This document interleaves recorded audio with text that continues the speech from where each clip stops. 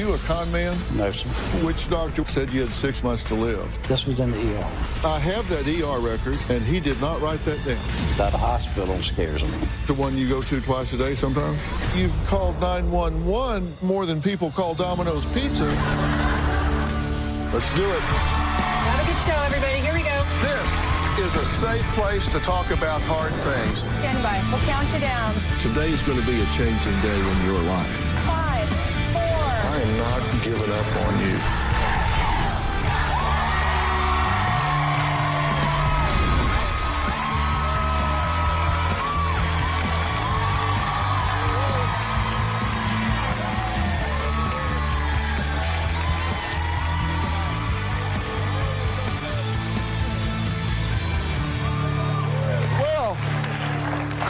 Is a former firefighter, EMT, who now claims to be in the fight of his life due to a long list of very serious health issues, including a dead liver from liver cancer and multiple heart attacks just this year. But there's just one hitch. All 3 of his daughters say their dad is a master manipulator, a liar, has extreme Munchausen's, and is not as sick as he pretends. His sister Terry also believes her brother is faking illnesses for attention, and it's hitting her niece Hillary the hardest. Terry says Carl went from being everyone's favorite to almost destroying the family with all of this nonsense. Take a look. Carl's constantly lying about his illnesses. It's a strong possibility that Carl has Munchausen syndrome. Carl claims he has kidney cancer, bladder cancer, liver cancer. Carl did say that he had kidney failure. He's claimed that he's had 7 or 8 massive heart attacks, 2 last week. I'm having chest pains right now. I think this year he was probably calling 911 once, twice a week. Carl's claimed that he's needed triple and quadruple bypass surgeries, and that's not true. When he tells me that he had a heart attack and he's walking out of the hospital within an hour, that's a lie. Carl's told me multiple times that he's dying. Carl takes insulin for his diabetes. I have to stick myself either injections or checking my blood sugar at least 25 times a day with a needle. But Carl also drinks 10, 12 or more Pepsis a day. Why are you smoking? Why are you drinking these Pepsis? Why don't you do something to extend your life for your children? And it's like I'm talking to a brick wall. Carl takes a lot of different pills every day. Blood pressure medication, medication for his diabetes, high blood pressure. Carl posts a lot of pitiful, poor me posts on Facebook. Carl's relationship with his daughters is very strained. Everyone basically is done with Carl. Over the years, I've given Carl tens of thousands of dollars. Carl called me and told me last month that he hadn't eaten in like 20 days. I didn't believe that at all. If you don't eat for 20 days, you're not gonna be alive. I don't give Carl money anymore. He's a manipulative, self-centered person, and he has no feelings for what he does to anyone else. Well, you don't have to guess where she stands. Carl's daughter Hillary says her dad harasses her nonstop about his health problems and fake illnesses, and she just can't take it anymore. Take a look. My dad is a very good manipulator, con artist, and liar. My dad has been faking illnesses for 18 years. My father keeps himself sick on purpose. My dad takes an extraordinary amount of medication every single day. Celexa, isosorbide, whip, carbendazole, Zantac, Seroquel. You know, I really can't remember what they give it to me for. I do believe my father has Munchausen syndrome. Like, he'll eat a pack of gum and then call the ambulance because his blood sugar is high. My dad calls 911 sometimes 6 times a week. I believe my father's been in the emergency room at least 200 times in the last year. He has shut out everyone except for me simply because everyone else has given up dealing with him. I'm the last person that puts up with his. My dad will start calling my phone 6 o'clock in the mornings, and if I don't answer, he'll call and call. And when I answer it, he's begging me for something, whether it be money, Xanax, food, cigarettes, anything. When I cannot provide it, he starts cussing at me. This is ridiculous. I'm very sick of it. He has called me multiple times telling me he was dying, that he had like 3 to 6 months to live. That is not true. It is very unfair to me. Okay, why do you think this is going on, and when did it start? You said he used to be everybody's favorite, life of the party, fun guy. Absolutely, he was. When did it switch and why? I think it switched probably in 97, maybe 96. And I don't really know why it switched. My father passed away in 97.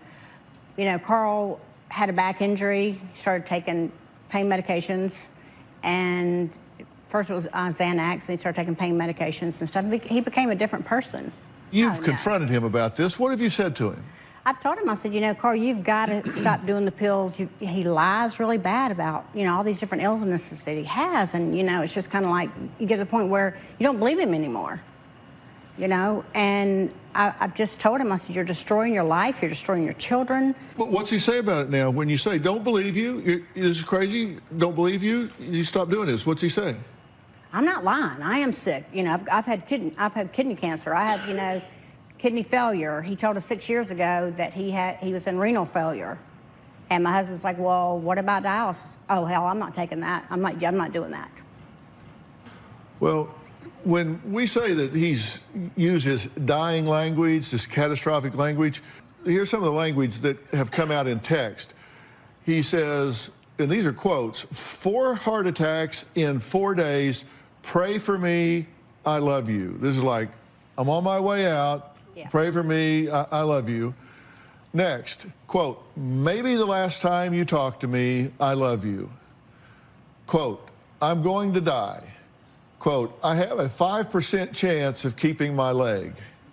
Quote, I'm in the hospital with a very bad blood infection.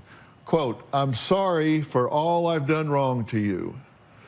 Quote, I'm scared of bottoming out in my sleep. I mean, just all of these, like, adios. Oh, I'm out. He's pitiful. He's got that rolled down. How do you respond? You've gotten some of these. Some of these are to you, not all of them. How do you respond? A lot of the times I don't respond to him. I just kind of keep it to myself. It's hard to respond to him because when you try to question him about it, he just tells you, well, go ask the doctor. But then when you tell him you have talked to the doctor and the doctor said that's not true, he'll tell you, well, they're a liar. Well, my theory is people don't do things in a pattern, in repetition, without some kind of payoff. You don't do it unless you get something out of it. Right. Okay? All of us, everybody, anything we do in repetition, we do it for a payoff. What is his? Attention is one of the things that he does, but he also does it because he's hoping that you'll feel so sorry for him that you'll give him money. Well, then that's his payoff. That's his payoff. Sympathy. Sympathy. Money. Is that why he puts these things up on Facebook? He puts these posts up on Facebook. If he hit his head, I guess, and he's got a picture with grandkids there, and his leg scuffed up. He puts these up on Facebook for everybody to see. Like, hoping that everybody will just feel sorry and call him and say, oh, Carl, what can I do for you? He's actually gone so far as asking for money, right? Yes, sir. Because January 6th, I mean, we're talking not long ago, I went to the doctor today and he said my liver was gone and I can't expect to live much longer. If you can help with donations for my medication, please send. Please help if you can. My life depends on it. Do people send money? No. No. I used to give him money. That's the thing. That's the reason he's put these kind of things up is I cut him off about 7 years ago. And now he's begging for everyone. No one's going to send him money. No one believes him. You say he just flat out told you that he had liver cancer and lymph node cancer, right? Yes. He didn't say, I might have, maybe, sort of, it's a possibility, hope I don't. He hasn't. He just said, I have liver cancer and lymph node cancer. And I have 6 months to live. And that was 12 months ago. Carl is here, I hope. So coming up, he told his family he has lung cancer, liver cancer, lymph node cancer, kidney and bladder cancer. He had 4 heart attacks within 4 days just this month. So if miracles happen, he's going to walk out here, and we're going to hear what he has to say after the break.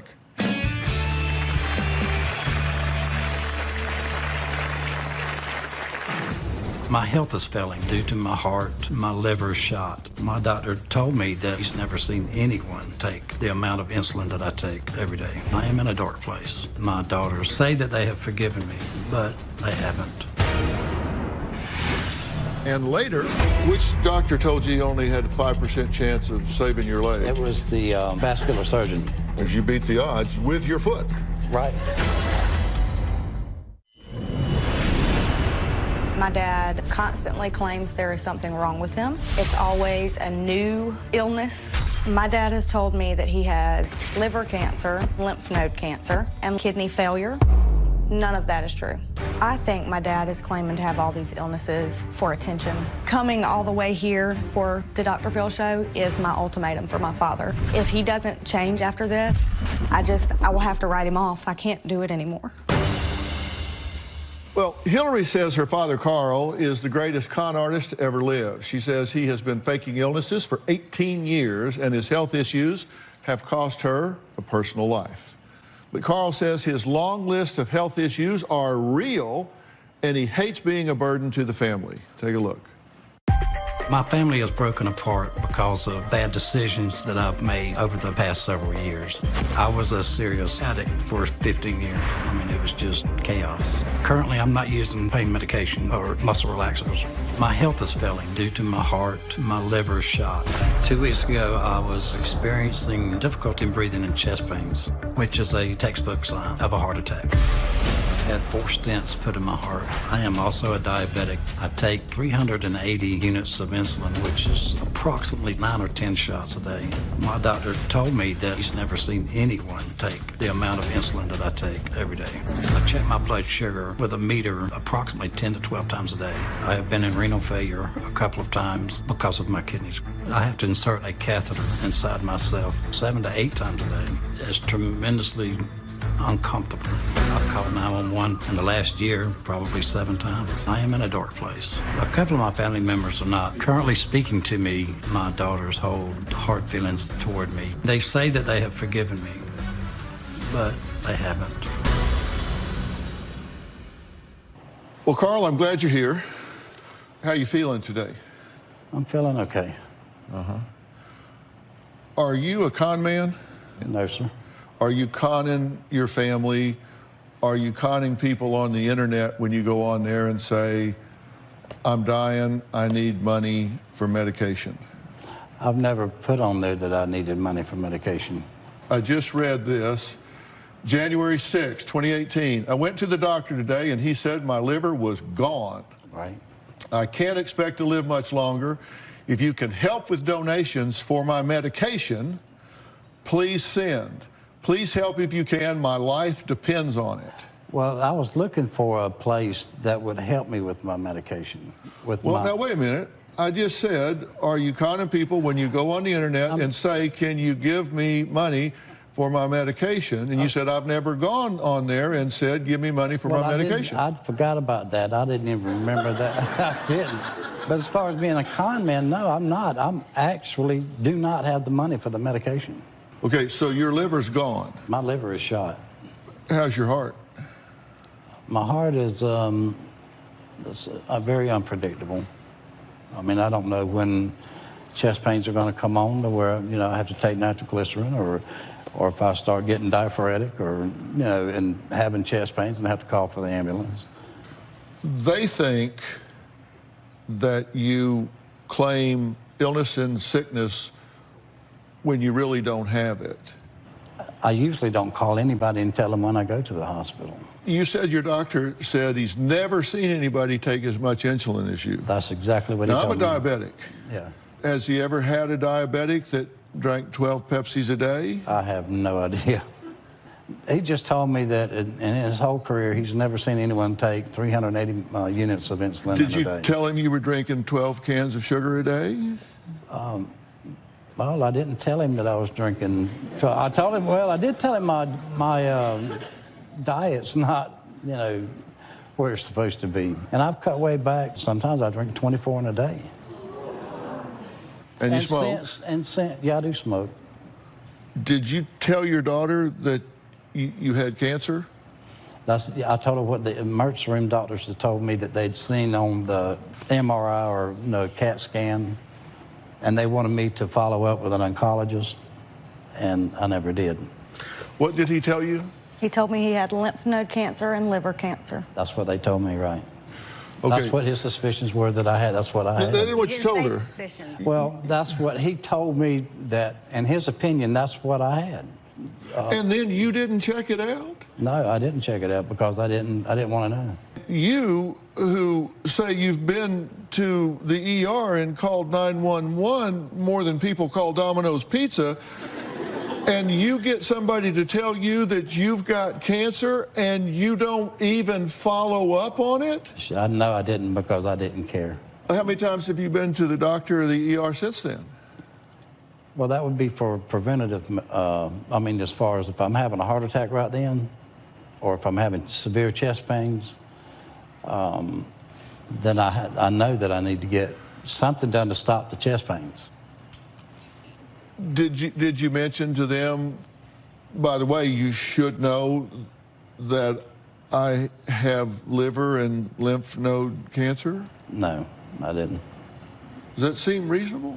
No, it doesn't seem, none of this seems reasonable. None of it does. Okay, we found something we agree on. Absolutely. Okay. All right. Okay, up next, Carl's other daughter, Heather, says her dad told her he only had 6 to 12 months to live and a 5% chance of keeping his leg. She says she is sick of his lies. We'll meet her when we come back.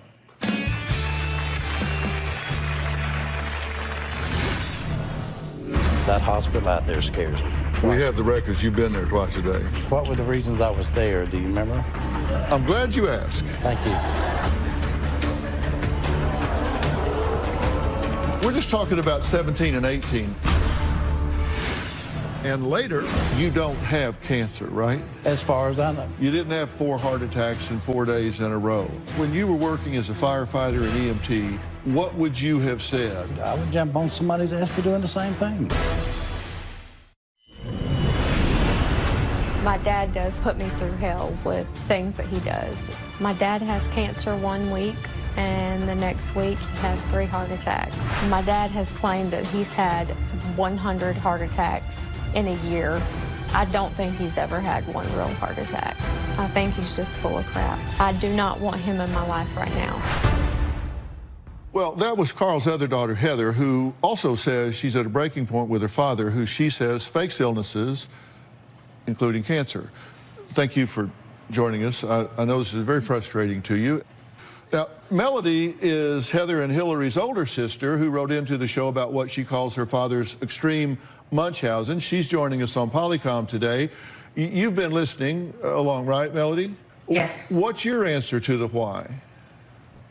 I don't know. I don't understand. First off, do you think that you're maybe not as sick as you sometimes think you are? I do feel that way, yeah. That sometimes I'm not, or I don't know if it's that or desperation, that maybe all the stuff that's been told to me from these different doctors. I don't know who's telling me, you know, the exact straight truth. Which doctor told you you only had a 5% chance of saving your leg? It was, that was the vascular surgeon. He was apparently wrong, right? Well, I mean, no, I don't think he's wrong as far as the circulation into my foot and my leg. I don't. You fell into 5%. You kept your foot. Yeah, I did. So far, yeah. Which doctor was it that said you had 6 to 12 months to live? The doctors that was in the ER that said that if the lymph node and if it was the liver cancer, then, you know, you're not looking at long at all. Oh, so he actually told you what he thought you had and how long you had to live? Exactly. Sure did. No. No.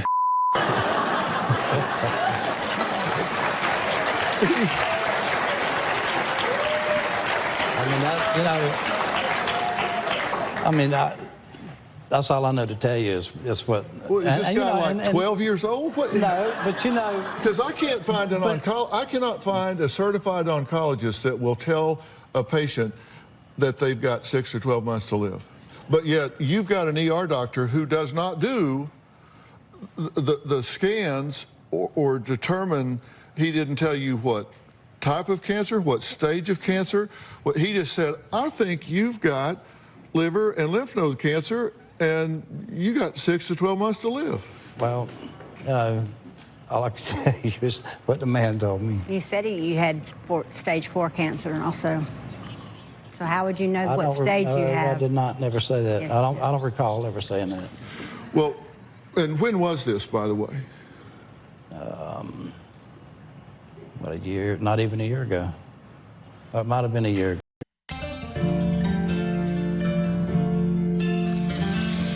If you could take the sword, take the pill and don't get hurt because you had to leave. You had to change the world, but now you're here to save the world for someone else too. Would you let your tears be in the middle of the night? Use my last, you walk by, and then you said goodbye. What's it gonna take to make your cry? Please forgive me.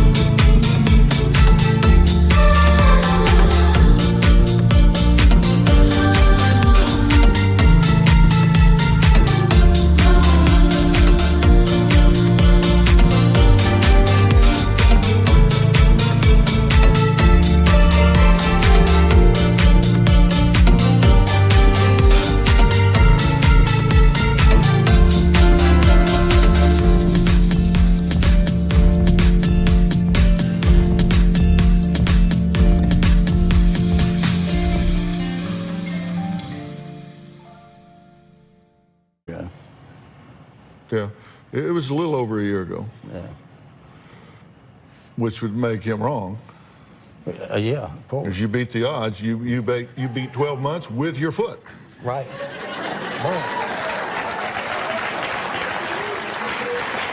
And by the way, I have that ER record, and he did not write that down. He didn't. It is not in there.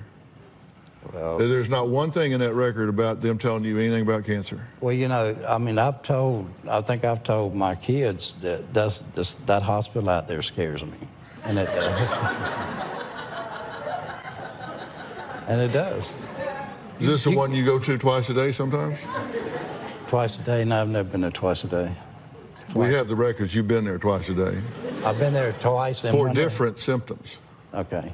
And they also did not say anything about cancer diagnosis. Okay, but what were the reasons I was there? Do you remember? Well, actually, I'm glad you asked. Thank you.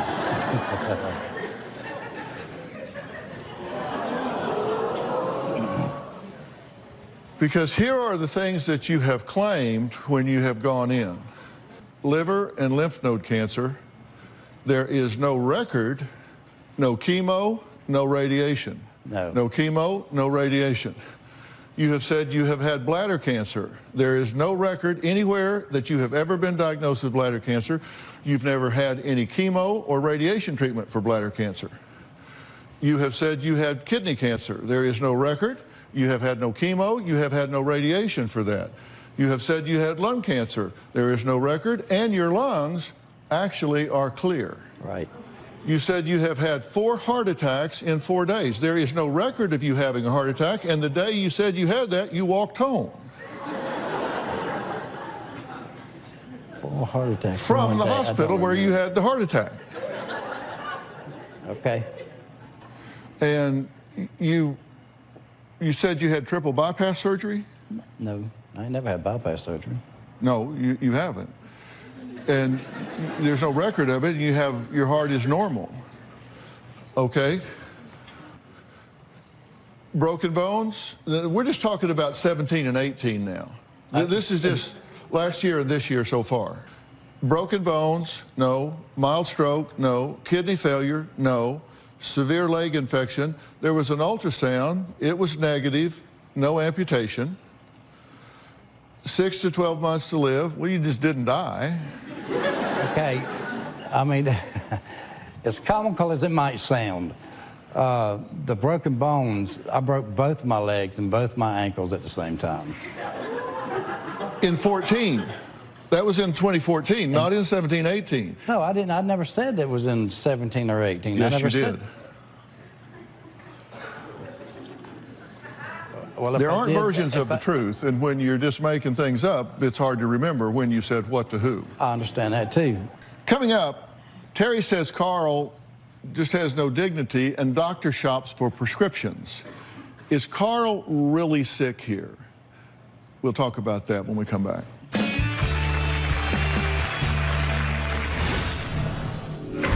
I feel that my dad is dangerous. I believe that he could kill me. He went around the house with a butcher knife and cut all the phone lines. It was one of the scariest nights. I feel that my dad is dangerous. I believe that he could kill me. About 16 years ago, my dad was on Xanax. He went around the house with a butcher knife and cut all the phone lines, told me that no one was making it out of the house alive. I slammed the bedroom door, pushed the bed and the dresser in front of it, lifted the window, and then I jumped out and ran down the street to call 911. That was one of the scariest nights that I've ever experienced. My dad is seriously disturbed and needs a lot of help. They are being harassed and beleaguered and are really just worn out. I understand. They're just worn out from this. I know that. And you say you've had 4 heart attacks. You've not. You say your leg's going to be amputated. It isn't. You say you have cancer. You don't. You should be very happy about that. But the question is, why are you saying all of these things about your health when they're not true? And I'm concerned for 2 reasons. 1, why you're so fixated on that, and 2, the day will come when you really do have something wrong, and you're kind of like the little boy who cried wolf, and nobody takes you serious because you've said it so many times, you've lost credibility, and I don't want that to happen. But look, forget about them, forget about everything. Let's just talk here, you and me. For most of your life, you've been a stud, man. You've been a firefighting EMT. You're the guy that ran into the burning building. You have been in the trenches. You have saved lives, and I thank you for your service. I truly do. And you're not finished. And you're not going to continue down the road you're going on, because I'm not going to let you do it. Thank you. Now, I'm just telling you, just one old country boy to another, you need to pull your head out of your and listen to me. You're not going to do what you're doing here. You're better than this. You're better than this. And you know, and deep down inside, I know I am, but there's something, I don't know what type of it's a physiological effect. There's something's got a hold to me that I just can't shake, and I don't know how to do it. Are you doing too much drugs? No, no, seriously, no. Don't answer till you think about this. It doesn't matter if you've got a prescription for it or not. Have you gotten reliant on these drugs and they've taken away your drive? Have they taken away your focus? I mean, and listen, that happens to the best of people. It doesn't mean that you're some kind of gutter rat drug addict. You get on these prescriptions, we have lost a moral compass with these opioids and painkillers and giving these to people, and it sneaks up on them. It doesn't mean you're a bad person. It just means if you've gotten over-medicated and it's taken away your focus and your drive, you got to reach out for help. You got to throw a hand up and let somebody help you. Just tell me what's going on. Well, I'm here to help you. I understand that, and I appreciate that. I've looked at your medical records, and let me tell you what they're saying. On April 5th, 16, comments from the RN. Taking benzos and opiates currently, does not believe he is abusing them. 9/14/17, they saw him and felt he was displaying drug-seeking behavior, which he did to me as well. 9/14/17 to 9/16/17. He is also asking for morphine IV by name for leg pain, saying that Percocet is not helping. 10/11/2017, additional history. Patient has been seen 2 other times in this emergency department this week and has not complained of similar symptoms. This is all considered drug-seeking, pill-seeking, narcotic-seeking behavior. I understand that. When we come back, Carl blames a tragic car accident 20 years ago for starting his downward spiral, and I could certainly understand why. We're going to find out why his daughters have a different story, though, when we come back.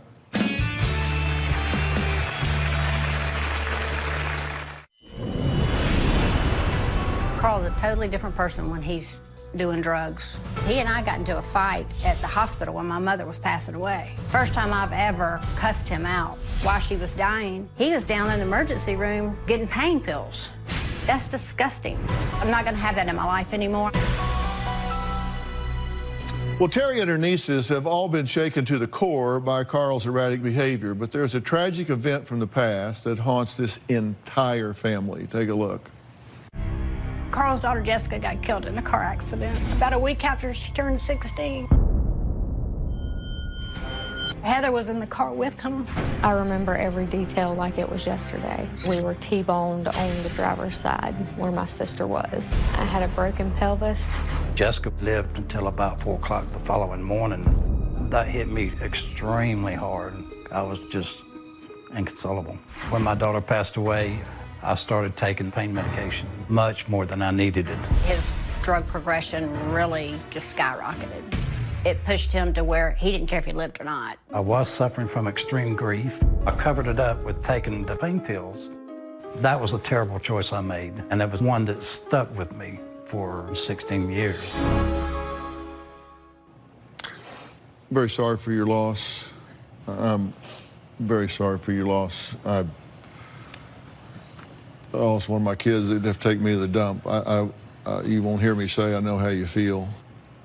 You say after the accident your pain pill use got out of hand, and you say you know it did. You said it did. I know it did, yeah. You can't tell me that you don't see that your reactions here, that your perceptions here, that your involvement here is irrational. I know exactly. I agree with you 100%. This is not who you are. If you had, when you were working as a firefighter and EMT, and you had you on your route, your area, that you were picking up 2 and 3 times a week, sometimes twice a day, taken to the ER time and time and time again, what would you have said? You pick somebody up, you brought him back, and nothing wrong with him. Pick him up, bring him back, nothing wrong with him. Pick him up, bring him back, nothing wrong with him. You'd have been said, hey, come on, stop wasting resources here. Right. You wouldn't have put up with that. I've done the same thing in the field. I would jump on somebody's ass for doing the same thing. But you recognize you don't have cancer, right? Yeah. Yeah, you know you don't. I recognize that I don't have his cancer. As far as I know, I'm just telling you now, I don't think I have it now. You have no evidence that you have cancer? None. You didn't have 4 heart attacks in 4 days in a row. I mean, No. You are not, all of this stuff I've listed up here, you just don't have. You've just built this up in your mind, and there's a reason for it. And you've got to figure out what that reason is. And I'm willing to help you do this, and I know how to go about this if you're willing to grab on and do this. Yes, that's why I'm here. All right, coming up, Hillary says her dad uses her for rides, money, food, and cigarettes, and will even lie that he's been robbed of all of his groceries. You say, I haven't eaten in 20 days. Nah, I don't. Told me that. You have said that. 20 days. No, that's not true. We'll talk about that next.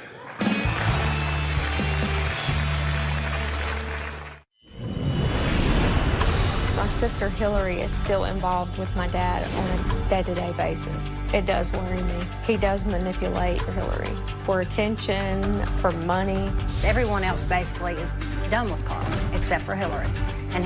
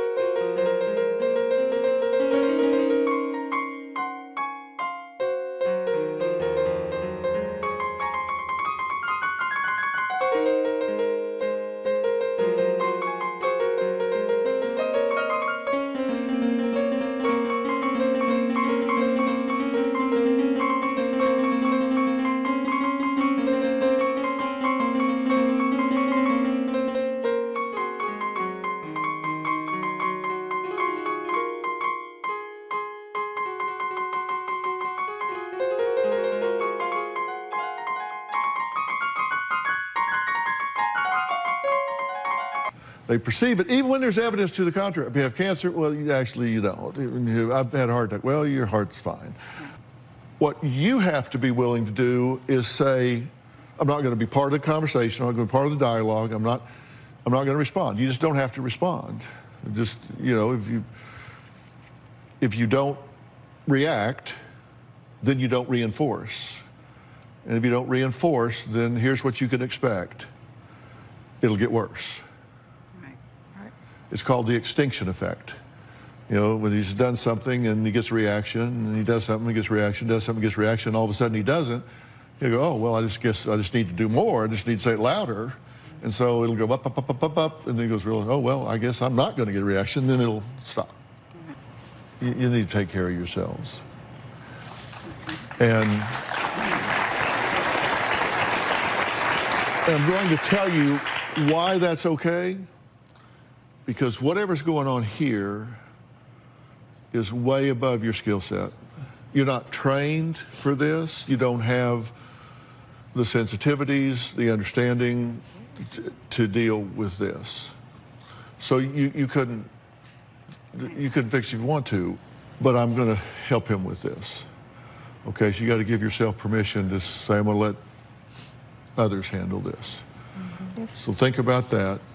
When we come back, I'm going to talk about a plan to get him on the right track, which helps this whole family move forward. We'll be right back.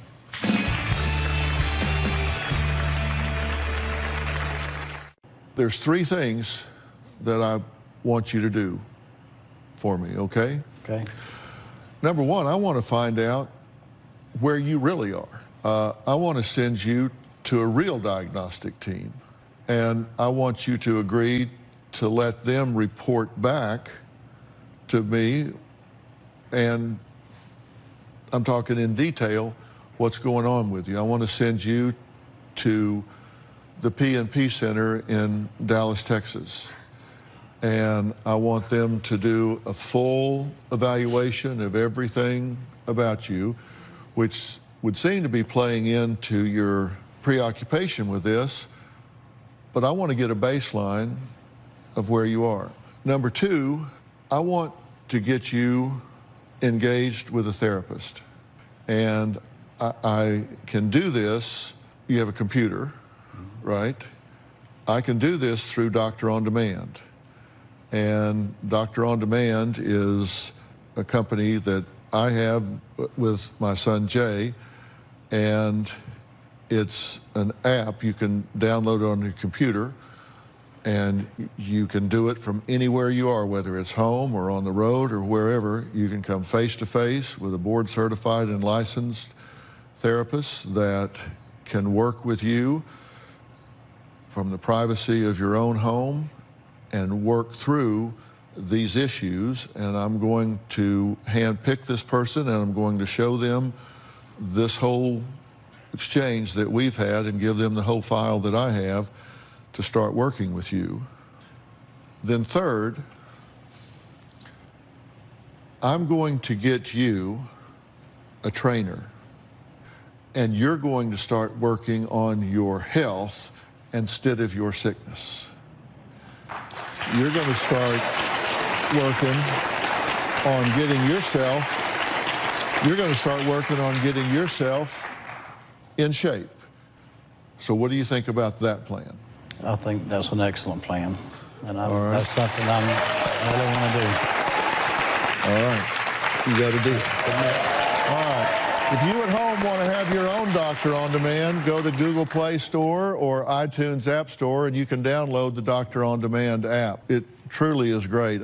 I want to thank all of my guests today, and a special thanks to Dr. Frank Lawless at the P&P Center, where we're going to get a good baseline on him. For more information about today's show, you can log on to drphil.com. Tell us what you think on Facebook and Twitter, and you're going to let us know how things go as we move forward, right? Yes, sir. Does this sound like a plan to you guys? Thank you. Thank you. I also want to offer some help to you because you have